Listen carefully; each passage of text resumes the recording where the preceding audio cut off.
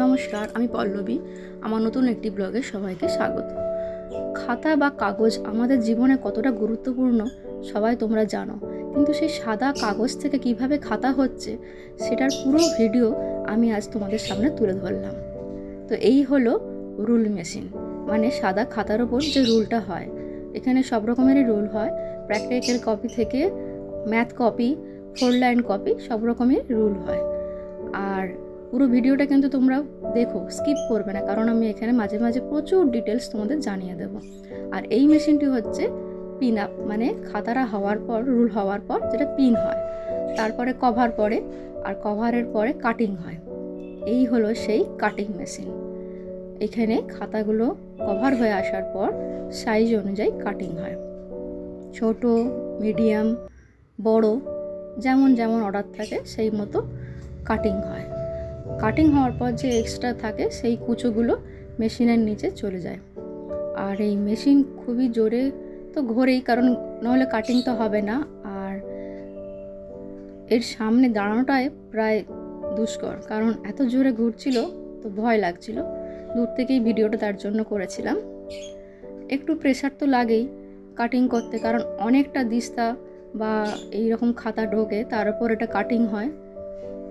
পরিশ্রমটাও অনেকটাই থাকে, তোমরা দেখতেই পাচ্ছ কতটা পরিশ্রম দিয়ে আর কতটা নিপুণতার সঙ্গে এই কাজটা করতে হয়।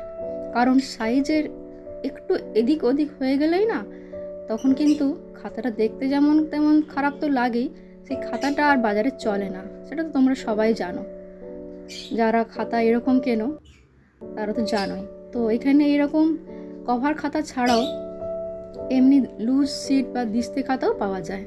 আর খাতার কোয়ালিটি খুবই ভালো, মানে খুবই ভালো।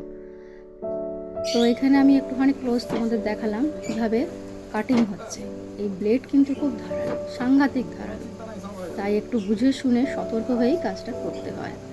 একটু এদিক ওদিক হলেই গণ্ডগোল। কিন্তু যারা করে তারা এতদিন ধরে কাজ করছে যে তাদের একটা অভ্যেস হয়ে গেছে, আর খুব সুন্দরভাবে পুরো জিনিসটা ওরা করে, খাতাটা তৈরি করে।